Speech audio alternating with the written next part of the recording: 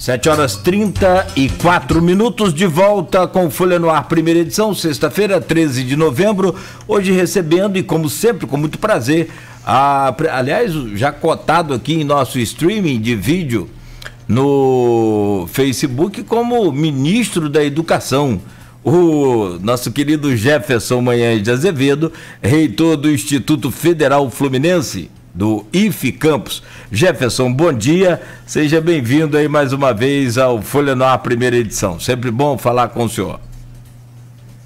Bom dia, Arnaldo, bom dia, Luísio, bom dia, Cláudio. É sempre um prazer estar aqui na Folha, especialmente com pessoas tão queridas.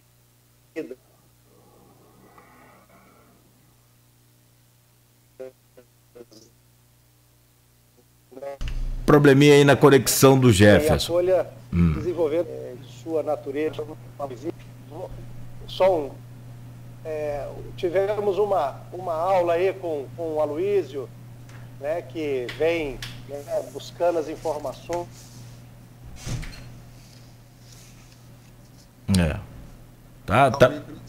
Tá ruim a conexão aí do Jefferson, tem travando bastante aí, Jefferson. Inclusive agora travou, parece que de vez, né? Enquanto o Jefferson restabelece aí a conexão dele lá, e ele avisava até a gente que no intervalo e que, né, fosse o caso, ele fecharia a conexão e voltaria porque tá tendo problema lá de transmissão, de conexão. Trazendo isso é muito bom para a democracia, isso é bom para a pluralidade, especialmente, né? Bom, ô Jefferson, tá nos ouvindo bem? Não ouve. Vamos ver se a gente consegue refazer essa conexão ou ver se a gente recupera esse... Quer fazer um intervalo? Pode ser também. Não, a gente leva aqui, só gostaria até de comentar com você, Luiz, enquanto eu mando uma mensagem aqui para o Jefferson, né, isso aí, a gente pede desculpas aos nossos ouvintes, mas infelizmente, né, e aos telespectadores aí do streaming, infelizmente, esse tipo de situação é inevitável em qualquer programa de rádio ou televisão que seja ao vivo. Acontece na CNN e na Globo News, né? É verdade. Não só do Brasil, tá? Infelizmente. Aloysio, ontem tive a informação, né, tivemos acesso à informação, enquanto o Jefferson saiu aqui e volta, e seria, eu acho que dos principais, é um dos principais assuntos com o Jefferson. Agora só restam 2 países a declararem aí, ou reconhecerem, né, a vitória do Biden nos Estados Unidos. A China fez o seu papel ontem, reconheceu o 46º presidente eleito nos Estados Unidos. Oi, Arnaldo. Acho que eu voltei. Oi, voltou Jefferson com sua imagem fechada. Isso. Eu vou deixar um pouco a imagem fechada e pedir desculpas aí a todos aqueles que estão nos vendo, até estabilizar a minha conexão aqui. Acredito só para uns pequenos... Tá, tudo bem. Bom? Tá tudo bem. Mas eu quero dizer que é um grande prazer estar aqui mais uma vez na Folha, dizer que nós tivemos uma pequena aula aí com o Aloysinho, que é um grande prazer estar aqui com vocês, para informação de qualidade, para um debate que é sempre engrandecedor e um grande aprendizado para mim, tá bom? Vamos estar aí nessas próximas hora e meia, e na próxima hora aí, discutindo, e estou à disposição. Bom dia, Jefinho. Como vai? Tudo bom? Está ouvindo bem? Luísio, tudo bem, Luizinho. Um grande prazer estar aqui. Tá? E obrigado pelo convite. Tá. Obrigado a você pela presença. Jefinho, a gente combinou de falar nesse primeiro bloco sobre a eleição dos Estados Unidos, mas o assunto factual acaba tendo um peso. Como é que você, enquanto cidadão, enquanto você tem a participação política, sempre teve uma participação política ativa, e quanto campista, você é neto de um grande prefeito de Campos, como é que você viu aí esse julgamento de embargos ontem lá no TRE e todas essas dúvidas geradas a partir do pleito de agora e daqui a 2 dias apenas. Bom dia. Bom, Aloysio, toda vez que a gente está diante de uma questão que gera insegurança para o eleitor, insegurança para o processo, né, são instabilidades, né? Nós já estamos diante de muitas instabilidades, instabilidades econômicas, debates muito acirrados, né? O que a gente vê hoje, inclusive com vários estudos, né? Hoje as pessoas estão muitas vezes odiando mais o seu oponente que com valores próximos àquele do seu grupo, né? Quer dizer, está sendo muito acirrado esse debate, um ambiente muito polarizado, né? E isso tudo gera ainda mais instabilidade. Eu espero que o ideal, né, é que a gente tenha, naturalmente, todo o processo rigoroso, formal, obedecido, né? Mas, assim, muito sinceramente, isso gera insegurança, né? Mas diante aí de todos os argumentos que você coloca, né, há possibilidades da candidatura vir aí, né, a respeitar a vontade do eleitor, né? Mas eu não quero aqui, de maneira alguma, dizer que eu aprovo qualquer tipo de não atendimento ao rigor, né, das regras eleitorais, né? Mas, de fato, nos pega de surpresa, eu acho, enquanto comunidade de Campos, nós já passamos por traumas muito grandes, né? Salvo engano, Luísio, você aí falou para nós que temos um pouco mais de 30, né? Então, para esses campistas, nós vivemos momentos aqui, períodos de 3, 4 anos, que tivemos 5 prefeitos, né? Algo desse número. Que instabilidade foi para o nosso município, como isso foi ruim, né? Então, a gente tinha a ocupação do cargo, entrava o vice, entrava uma outra pessoa. Então, foi um período muito conturbado, né? Que nós tivemos aqui, e não foi salutar para a democracia, não foi salutar para o município, né? E ter essa dúvida, né, não é boa, mas eu espero que a gente, né, consiga aí, eu tenho certeza absoluta que os tribunais darão celeridade, que é um outro problema, né?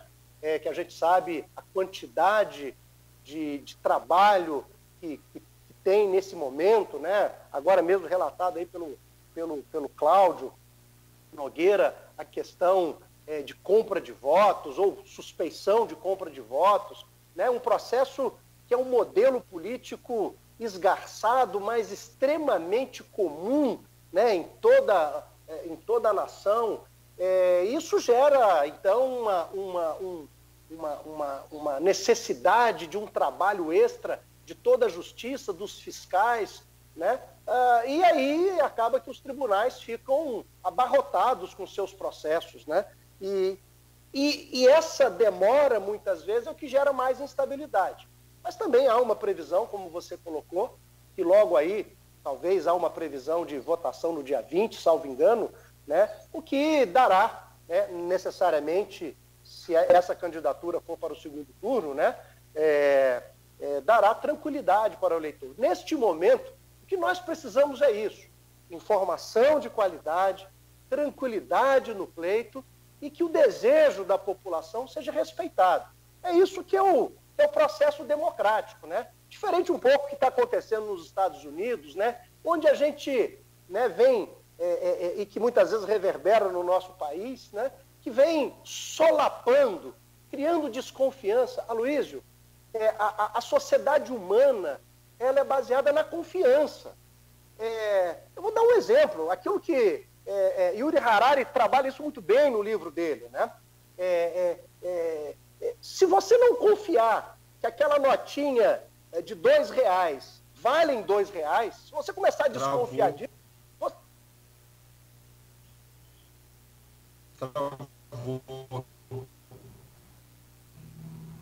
Bom, eu acho que deu uma pequena... Mas eu tirei o vídeo aqui. Arnaldo... Você parou na citação ao historiador Yuval Noah Harari. Isso. Então, ele apresenta isso mostrando, por exemplo, que a sofisticação da humanidade se dá com base na crença, no acreditar. Você acredita no sistema jurídico, você acredita no valor daquele papelzinho que você chama dinheiro. A partir do momento que você começa a desconfiar de todos os processos, de todas as instituições, né? Então, por exemplo, os direitos humanos não são coisas naturais, são coisas construídas pela humanidade, pela cultura. Então, a gente acredita, então, que o ser humano, né? Existe um anúncio pelas organizações, pela ONU, né? Da Declaração dos Direitos Humanos, inclusive, que vamos celebrar agora no dia 10 de dezembro, mas isso tudo é um conjunto histórico de acreditação. E o que a gente vê é um movimento que vem solapando, desconstituindo, desacreditando todas as construções humanas. Isso é muito perigoso. Quem podia imaginar que um presidente dos Estados Unidos, né, estaria questionando o processo eleitoral deste país, que, com todas as críticas que podem haver, e todos os sistemas humanos têm críticas, né? Mas, do ponto de vista democrático, é uma das instituições mais longevas na face da Terra, na perspectiva da democracia e da confiança, né? E tudo tem rito, né? Não é só aquilo que está escrito, é aquilo que está na norma, né? Então, na norma da convivência, na norma histórica, na condução que a gente faz. Por exemplo, um presidente americano, quando ele está anunciado lá pelos órgãos de imprensa, né, que apurou, sistematizou, diferente do Brasil, que tem o TSE, né, normalmente ele faz essa deferência, ele compreende, ele entende, ele aceita. E agora nós temos uma pessoa que questiona tudo, questiona a vacina, questiona a ciência, questiona, inclusive, se a Terra é plana, se é esférica, é plana. Então, nós estamos num momento difícil. Então, questões como essa que se trazem para um processo eleitoral gera, de fato, desconfianças, né? O ideal é isso, como eu falei, informação de qualidade, tranquilidade jurídica para o processo e tranquilidade de acesso do eleitor, para que a gente possa, então, poder respeitar a vontade da população, respeitar o desejo de ter um ou uma, né, ou outro, ou outra candidata, né, um candidato ou candidata. Então, eu quero dizer que é ruim a gente ter esse momento, necessário, lógico, do rigor, né, do formalismo. Acho que isso também não é algo desprezível, porém, né, nós temos que acreditar aí na justiça e na celeridade. Então, se a justiça der celeridade a esse processo, eu acho que as pessoas vão ter mais tranquilidade para depositar o seu voto, o seu desejo de ter a futura gestão dessa cidade. Eu vou ler aqui que ontem informou, ontem não, foi anteontem, né, Arnaldo, a greve no Porto do Sul. Isso. Então, mesmo ouvinte pelo stream telespectador, o João da Costa Cunha, que nos informou, depois confirmou com a assessoria da Prumo, como você inclusive falou na sua abertura, ele manda aqui um comentário. Ilustre Luiz, bom dia. Estamos vivendo tempos sombrios. Conforme evidenciado pelos meios de comunicação, algumas categorias profissionais inseridas no Porto do Açu estão em database buscando melhores condições de trabalho e salário. Entretanto, fomos surpreendidos com o aparato policial antes não visto que, de forma truculenta, coibiu a mobilização dos trabalhadores. Cabe ressaltar que o próprio Porto do Açu divulgou nota para vocês que o movimento era pontual e que não impediu o funcionamento do porto. Logicamente, a gente vai buscar ouvir, João da Costa Cunha, lemos aqui a sua manifestação, vamos procurar ouvir como fizemos antes da assessoria da Prumo, que toda a história tem no mínimo 2 lados, né? E Jefferson, você fez menção na sua resposta e chegou ao ponto predeterminado para essa pauta, que era a eleição dos Estados Unidos. Você também citou o historiador israelense Yuval Noah Harari, que eu também reputo como hoje, talvez a grande, certamente um dos grandes intelectuais do mundo, e uma referência no área que eu gosto muito, que é a história, né? E você falou em que ele explica realmente muito da distinção entre nós, Homo sapiens, dos demais animais, inclusive de outros homens que conviveram com a gente, como o Neandertal, por exemplo, essa questão de poder compartilhar mito. Pode ser a ideia de Deus, pode ser a ideia de uma nação, pode ser a ideia de uma instituição, né? E realmente ele tem muita razão nisso. E, como você disse, essa nova direita populista, negacionista, ela vive, ao que parece, de solapar mitos para criar os seus, né? Como é que você vê, saindo da questão da instabilidade jurídica em campos, para a instabilidade jurídica criada pelo presidente Donald Trump a partir da vitória de Joe Biden? Aloysio, nós estamos diante de um tempo muito difícil, um tempo em que nós não vamos compreender sem uma série de outras referências, né? Movimentos internacionais, nacionais, que se unem, né? E, com conceitos que se empoderam muito, né? Por exemplo, o ultraneoliberalismo, que tem uma visão do Estado mínimo, do Estado nenhum, que olha que o bom é o privado e o público é sempre ruim, aliado ao neoconservadorismo, né? Onde você vê falas, inclusive, de autoridades que dizem que é liberal na economia e conservador nos costumes, né? Mas, assim, de falas que... encontros que vão se colocando e que fortalece, por exemplo, muito o indivíduo, né? Hoje, colocando que toda a sorte da sua vida está depositada única e exclusivamente sob sua responsabilidade. Então, por exemplo, se você hoje está bem, com trabalho, próspero, com uma série de...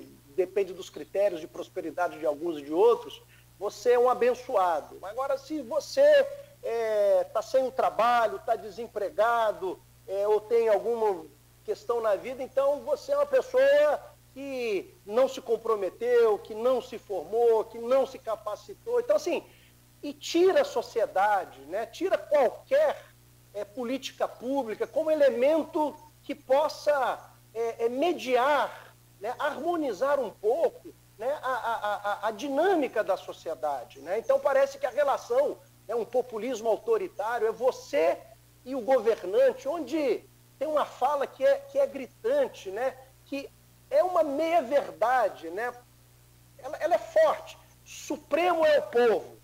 Mas fala isso na perspectiva de uma crítica ao Supremo Tribunal Federal, mas independente das fragilidades, das lacunas que todas as instituições democráticas podem ter e vir a ter, né? E que elas também vão se aprimorando, mas é uma falácia, porque é supremo o povo, mas na relação direta com o governante, sem nenhuma instituição democrática, sem o parlamento. Então fecha o parlamento, fecha o Supremo Tribunal Federal, fecha tudo e eu vou ficar direto com o governante. Essa tese que está se fortalecendo por esses encontros do fortalecimento do indivíduo, e aí mistura um fundamentalismo religioso, isso tudo vem gerando desconfiança e é muito ruim para os processos democráticos, para a vida, né?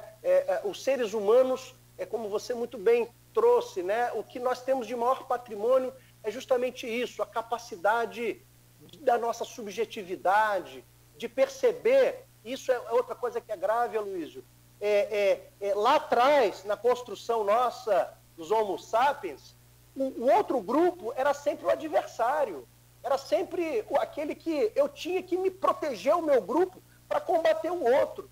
E a sofisticação da humanidade, como somos todos seres humanos iguais, né? E uma religiosidade, inclusive, uma religiosidade mais mais libertadora como a educação, na perspectiva que todos nós somos filhos de Deus e, portanto, temos a mesma dignidade, por isso somos irmãos. Então não existe eles e nós e eles. É justamente o cristianismo, por exemplo, como as diversas tradições religiosas, o Islã, o budismo, o outro não é o meu inimigo. O meu inimigo muitas vezes está dentro de mim, né? Eu tenho que romper, são os meus limites. Então, assim, essa conjuntura internacional de desconfiar tudo, por exemplo, tem uma notícia hoje no Globo.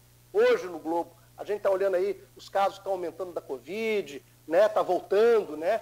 Alguns acham que é a segunda onda já no Brasil ou não, tem esse debate, mas tem uma nota pequenininha lá, Aloysio, eu não sei se você já percebeu, que fala sobre a OMS declarando que no ano de 2019 nós tivemos 203 mil mortes de sarampo no mundo. Cresceu, isso é mais do que, mais de 50% mais do que os últimos 3 anos. E crescendo no Brasil, mas provavelmente um dos possíveis motivos é o movimento, por exemplo, de desacreditar no poder da ciência e da vacina. Então isso faz com que as pessoas não acreditam. E aí você tem um líder que, ao invés de ajudar as pessoas a acreditar mais em toda a civilização, nas construções históricas, criticar aquilo que são falhas, né, que se dá na família, que se dá na igreja, que se dá na escola, que se dá no órgão público, que se dá em qualquer coisa, nós estamos em processo de aprimoramento. A crítica é sempre muito importante. Agora, você desacreditar as bases da civilização, o outro não é o meu inimigo. O outro é uma pessoa que pensa diferente. O outro é uma pessoa que tem interesses diferentes, que tem vivências diferentes. Eu tenho que respeitar esta relação. Somos diferentes, mas o respeito é comum. Então, assim, esse solapar todos os processos é o que acontece, é o que hoje tem a pós-verdade, onde a pós-verdade, um termo de 2017, cunhado aí, eu acho que no dicionário de Oxford, né? A pós-verdade é isso. Mais importante do que os fatos, do que os argumentos, são as suas narrativas, interpretações. O importante é você interpretar, é a versão que você dá. Isso é muito ruim, porque Humberto Eco ele fala isso. Na internet, infelizmente, né, por um lado, olhando para o lado negativo, tem os lado muito positivo,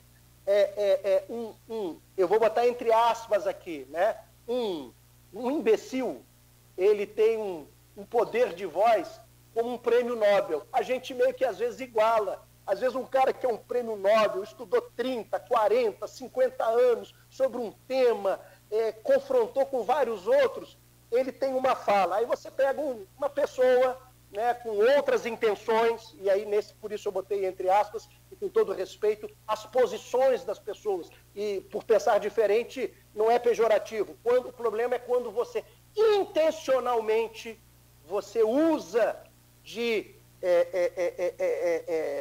interpretações com intenções pouco nobres. Então, eu quero circunscrever nisso. Então, você horizontaliza. Então, assim, não dá para achar que um médico que tem 30 anos de experiência, pegar o Dr. Nélio, por exemplo, uma referência da nossa cidade, e achar, e ele fala do cuidado que temos que ter, do uso de máscara e da questão da expectativa da vacina e os estudos que estão sendo feitos e como você deve se portar. E aí você pega uma pessoa, com todo o respeito, mas ela acha que ela é doutora. Ela pega 3 memes no Facebook e vira uma especialista no assunto.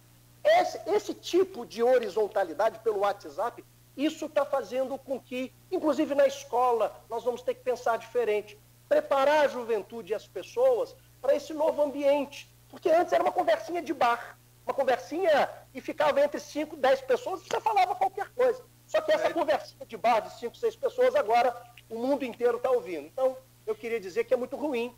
E eu espero que os líderes, eles também se coloquem, não só como governantes, mas como educadores, né? São as pessoas que se portam e se, com a sua atitude, elas fortalecem. Veja a postura do Biden, né? Vamos reunificar os Estados Unidos, vamos distensionar, né, da vice-presidente, né, americana eleita, né, como ela coloca as questões. Agora nós vamos falar de esperança, vamos falar de verdade, vamos falar de ciência, essas questões parece que são tão basilares e, infelizmente, de maneira intencional, estão sendo utilizadas para desarranjar a organização humana. Quero dizer, só para encerrar, que é fato que a sociedade brasileira e mundial é extremamente injusta, historicamente, na sua estrutura, e nós temos que superar. Mas nós não vamos superar pelo ódio, nós não vamos superar atirando para terra arrasada, mas nós vamos superar olhando aquilo que deu certo, criticando aquilo que está errado e se colocando para construir o novo, não ficar também só na plateia criticando quem faz ou quem não faz, é se colocando, arregaçando as mangas. Isso serve para a nossa cidade também. Essa coisa do outro que você colocou, eu sei que isso vem da sua formação, sua sólida formação católica, cristã, você chegou a ser seminarista, né? Inclusive no início, quando você foi escrever no jornal, botava você como ex-seminarista, você não gostava, eu falei, eu sou ex, João. Mas essa coisa é muito importante, e foi definida muito bem por grandes poetas.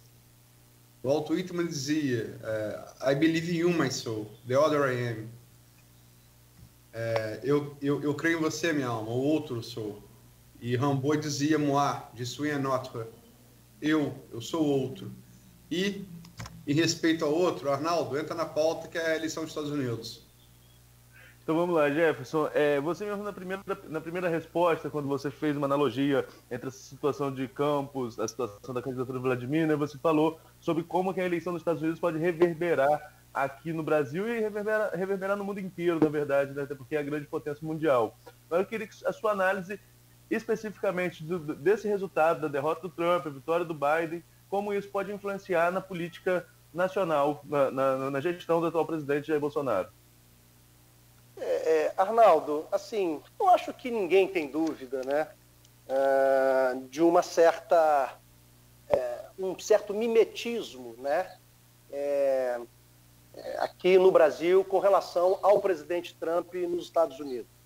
Isso qualquer pessoa, eu acho, eu ouvi aqui também, na própria Folha, não me lembro o nome do entrevistado, eu peço desculpas, é porque eu estava no carro e não sei, mas é muito ruim, né, quando você tem uma relação entre países que se dá no âmbito de pessoas.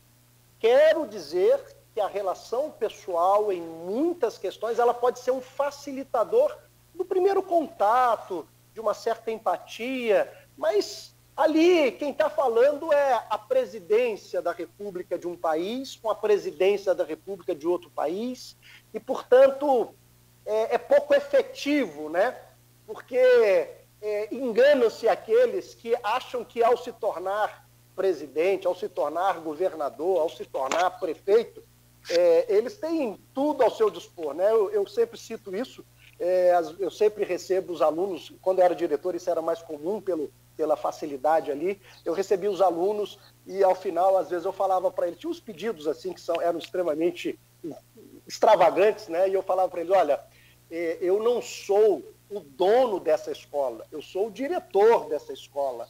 Portanto, o que eu estou falando, eu não posso fazer tudo o que eu desejo, o que eu acho que é correto. Eu posso, naturalmente, como líder, eu posso tentar trazer isso para o debate, para a construção, me empenhar, tentar convencer, mas existem muitas forças, a sociedade é muito mais rica, com muito mais possibilidades, com outros olhares, e às vezes o meu olhar é um olhar míope, ou pelo menos é um ponto de vista, como diz Leonardo Boff, e um ponto de vista é apenas a vista de um ponto, né? Então, tem outros, né? Então, assim, eu vou ser muito sincero, tenho certeza que muitos foram. Todos estavam muito, o mundo inteiro estava olhando para para essa eleição. Eu sou representante do CONIF nas relações internacionais e a gente brincava um tempo atrás, os colegas de outros países, né, gestores de outros países, a gente falava o seguinte: nas eleições americanas, eu acho que o mundo inteiro tinha que ter direito a votar, né? Porque influencia, pelo menos nesse momento histórico e num momento muito recente da história, os Estados Unidos têm um impacto muito grande nas políticas, né, mundiais. Então, todos nós estamos olhando, né? Eu fiz ontem uma fala anteontem, para um instituto aqui, o nosso querido IFE Baiano, né, a abertura de um evento, e lá eu mostrei, porque eu peguei o dia da eleição, o dia seguinte da eleição, dia 4 de novembro, e eu fui pegando os principais jornais. Então, no título do jornal, tinham lá a eleição dos Estados Unidos, tanto a votação dos números de delegados do Biden quanto do Trump, e aí eu peguei o Globo, Folha de São Paulo, peguei o New York Times, a Fox News, eu peguei o The Guardian, eu peguei La Nación. Então, assim, o mundo inteiro é muito conectado, né? A Folha da Manhã, presente também lá. Então, assim, a eleição dos Estados Unidos é muito importante, isso já está criando no Brasil. Ontem foi, inclusive, notícia, porque a pauta do Biden, por exemplo, e é uma pauta que é muito cara para mim, porque eu hoje sou o coordenador da Unesco-Nevoc, o braço da educação profissional da rede federal aqui, né, que é a pauta do desenvolvimento sustentável, da sustentabilidade. E o Biden colocou muito isso na questão das energias renováveis, da questão ambiental. E ontem eu já vi nos jornais, não li aqui no jornal escrito, mas no jornal televisivo, né, que inclusive o Brasil já está começando a revisar o seu plano estratégico de meio ambiente, com certeza a partir desse olhar, né? Não tem jeito. Pode até as pessoas quererem criar factoides ou se colocar frente aos seus eleitores de maneira meio que fantasiosa, né? Alimentar mitos e elementos na ilusão de alguns, né? De que são os salvadores do mundo. E com certeza essa pauta ambiental, por exemplo, muito restrita a pauta ambiental, por exemplo, ela vai influenciar aqui em nosso país, eu não tenho dúvida alguma, por mais que o governo possa entender uma outra pauta, mas as empresas, né, hoje a comunidade europeia tem um rigor para comprar alguma coisa de um produto, né? Então ele pega não só se o produto foi produzido com as seguranças sanitárias, mas também ambientais, mas também pega o processo de... Muitas empresas só compram se tiver todo um processo, uma cadeia sustentável. Essas pressões econômicas que já estão acontecendo no Brasil, inclusive de bancos, né? E agora com a pauta dos Estados Unidos, e que a gente está percebendo que aquele extremismo, ontem também uma reportagem falando sobre isso, né? Esse extremismo que 2016, 2018 marcou muitas eleições, nos parece que nas eleições municipais desse ano já está meio que dissipando. Os extremos estão perdendo o seu encanto e talvez esse meio, eu não gosto de falar centrão não, sabe? É o meio que pode um pouco mais para a esquerda, um pouco mais para a direita, né? Mas esse meio tende a ser o grande vitorioso e tudo indica que 2022 também isso deve ser o elemento, se as pessoas... É que eu falo da Covid-19. Na Covid-19 só tem tragédias. E tem muitas lições. Eu não sei se nós tiraremos os aprendizados dessa tragédia. Muitas lições. Eu não sei se nós vamos nos reorganizar de maneira diferente. Assim também, a leitura desse cenário agora, a gente percebe isso. Eu não tenho dúvida alguma. Eu, inclusive, acordei mais aliviado, né? Diferente do que aconteceu. Muito sinceramente, eu estava no Paraguai, num congresso lá da Unesco e da Unevoc, né, que é o braço da Unesco, quando eu dormi antenado, até porque eu fico estudando muito inglês para tentar melhorar, né, a minha representatividade, a minha fala, né? Então a gente está sempre estudando. Então eu sempre ficava ouvindo muito a eleição americana. E aí eu dormi sabendo que a Hillary Clinton ia ser a presidente, eu acordo com o WhatsApp Trump ganhou. Eu juro para você, eu pensei que aquilo fosse brincadeira. E foi um susto, né? E agora, pelo contrário, a gente muito apreensivo, e quando a gente vê o Biden, é um sopro de esperança. E aqui não é uma questão, não estou aqui de jeito nenhum dizendo que toda a pauta, pelo contrário, as pessoas conservadoras têm os seus valores, as pessoas progressistas o seu. O problema nosso são os reacionários. Porque as pessoas confundem o reacionário com o conservador. O conservador não é necessariamente reacionário. O reacionário é aquele que acha que o futuro, a solução do futuro, encontra-se lá no passado. Não se encontra no passado. O passado tem muitas lições, mas nós temos que preparar uma juventude criativa, uma geração criativa, empenhada, sensível, para gerar novas soluções. Então, guardando aqui, e digo, a sociedade não é nenhum dos extremos.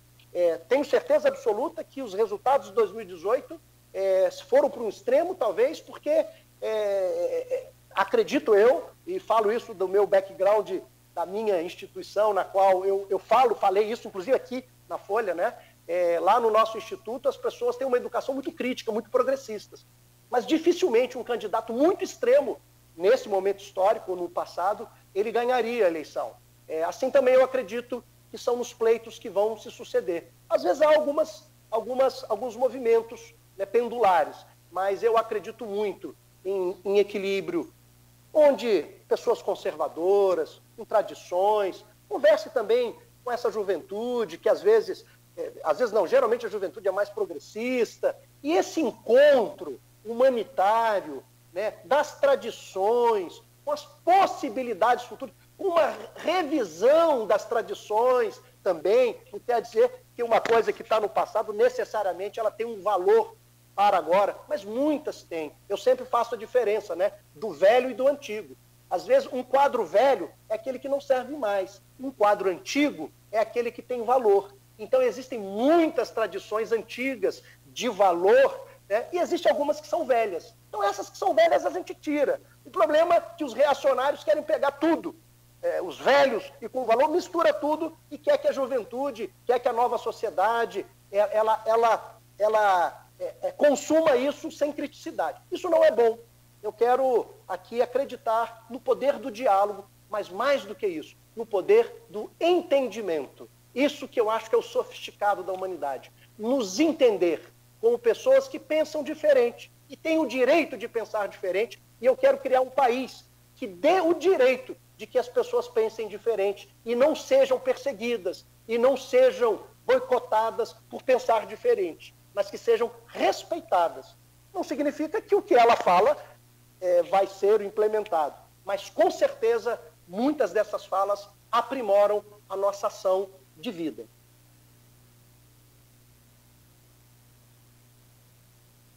A Luísio saiu da conexão aqui, nem havia percebido. Ô Jefferson, então, se você me permite, Arnaldo, enquanto o Aloysio retorna, dessa questão desse reflexo aí de ala conservadora, ou de direita, de esquerda, você acha que já tem alguma coisa a ver essa derrota do Trump e também os reflexos aqui no Brasil? Isso é uma pesquisa essa semana, acho que foi dia 12, foi ontem, né? Em São Paulo, onde tem uma rejeição muito grande o presidente Jair Bolsonaro. Inclusive, tem também um outro dado também interessante, dos 6 prefeitos de candidatos que vão concorrer nessas eleições agora, que ele admitiu o apoio, somente 2 talvez tenham condições de ir para o segundo turno, que é lá um capitão lá em Fortaleza, acho que é capitão Wagner, e aqui no Rio de Janeiro o Crivella. Talvez esses consigam ir para o segundo turno. O próprio, aquele de São Paulo já começou a última pesquisa agora, ficar em 3º lugar. O Boulos passou, né? Enfim, isso já são os reflexos aí, não da derrota do Trump em si, mas daqueles que apostaram nessa extrema direita e não estão satisfeitos? Arnaldo, eu quero dizer que Cláudio. essa pandemia esgarçou a nossa sociedade, nos nossos valores e nas nossas fragilidades, os nossos equívocos. Mostrou coisas que estavam talvez ocultadas, existiam, somente percebiam aqueles que sofriam, mas ele não tinha pauta. E agora a gente vê que, vamos dar um exemplo, né, no meu campo, né, como as pessoas agora descobriram o valor da escola, o valor do professor, perceberam que ser professor é muito mais do que dominar só um assunto, é também ter toda uma metodologia de lidar com a juventude, com as crianças, são preparados para isso. Como a escola é uma política pública importante, não só de ensino, mas também de inclusão social. Quantas crianças hoje estão sem alimentação porque não estão na escola? Quantas meninas estão sendo violentadas por não estarem na escola? Então, assim, a escola, por exemplo, ganhou um valor que talvez estava meio que sucumbido, né? Então, o valor do professor, da educação, e assim também revelou a face que, às vezes, os discursos, porque nós estamos muito bombardeados por essa mídia e não estamos preparados para esse bombardeio, né, do Facebook, do WhatsApp, da TV e agora do YouTube, tantas coisas, né? Nós não fomos preparados para esse tempo. E isso deixa as pessoas tontas, né? Tanta informação, e você, pelos algoritmos, você vai se associando às pessoas que pensam como você, então é um certo fortalecimento disso. Então, por exemplo, começou a ficar muito claro, porque o que as pessoas esperam de um líder? O que as pessoas esperam de um líder? Uma braveza, mas não é uma braveza de bravata, é uma postura que, ao olhar o perigo iminente, ele se coloca para proteger a vida, para proteger as pessoas, para cuidar das pessoas. Esse é o líder coerente do discurso e da sua postura. Então, o que ficou claro, e muitos atribuem, por exemplo, a derrocada do Trump, a questão da forma como ele se colocou o seu governo diante desta pandemia.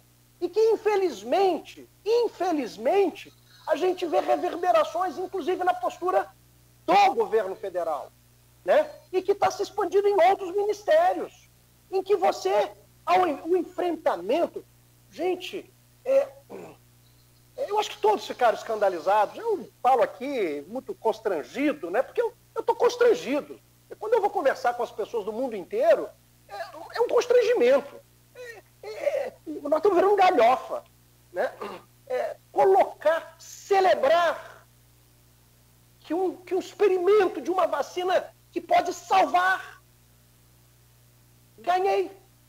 Então, assim, quem ganha, todos perdemos. Então, esses arroubos, e eu não quero dizer que são todas atitudes, eu estou citando um caso específico, mas atitudes como essa, em que as pessoas têm a certeza de que o seu dirigente, ele pode não estar preocupado com o seu futuro.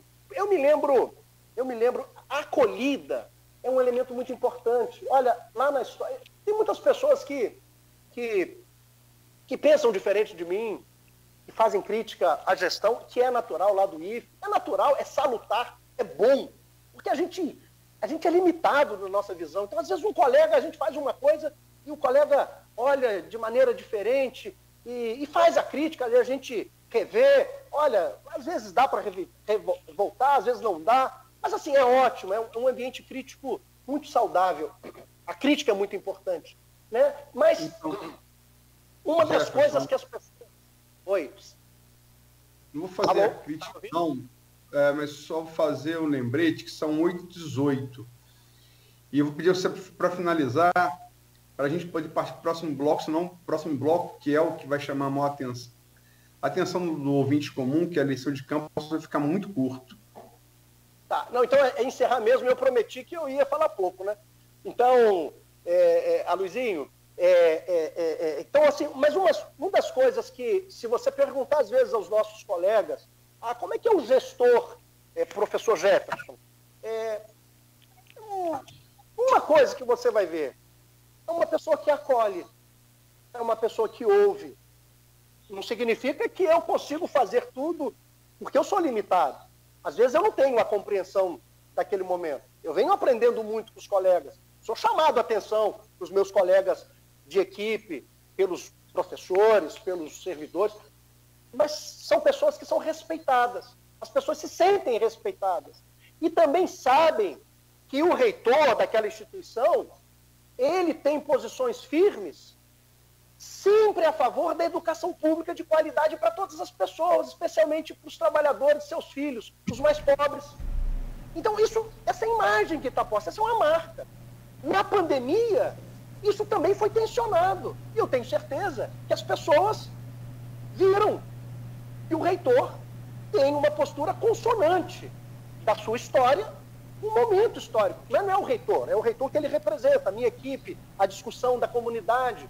Então, assim, esses momentos, a Covid-19, ela testou profundamente nas empresas, nas escolas, nos governos. Aqueles que se colocaram de maneira mais forte a favor da população, que de fato mostrou que ele tem uma preocupação, de fato, com a superação da crise, tentar. Às vezes você não tem a vacina, mas você vai apostar nela. Pode errar, mas você tem que apostar. Agora, suspeitar, só ficar no banco lá da galera lá e dizendo, não sei se está bom, se está ruim, e aí você trazer isso para o campo ideológico, na perspectiva que não é da ciência, que não é aquilo que os médicos orientam, que os enfermeiros, que a saúde orienta, os pesquisadores. Assim, ficou muito claro. E o Trump ficou, talvez, né, esse foi um dos grandes elementos. E as pessoas perceberam que o Donald Trump, nos seus rompantes, ele tinha um olhar muito mais para um segmento de seu interesse do que a população americana como um todo, especialmente os mais pobres dos Estados Unidos, né? O contraste americano é muito grande, né? Então, as pessoas não se sentiram protegidas, acolhidas, respeitadas. Eu acho que isso é um fato que, se no Brasil não mudar a rota, eu acredito que pode ser um destino comum. Mas, perfeito. Não é possível avaliar de agora ainda, mas se continuar como está, provavelmente o destino vai ser o mesmo. Perfeito. Bom, são 8h22, Aloysio. Vamos lá. Vamos ao intervalo, então. Jefferson, voltamos e o próximo bloco, como a Aloysio já adiantou, do nosso canavial aqui, também, como falou a Aloysio, o Capi, que citava isso, né? Vamos falar sobre as eleições, uma projeção sua às eleições municipais de prefeito e também de vereador em Campos. O programa volta já no oferecimento dos laboratórios Plínio Bacelar e Clínica Proteus.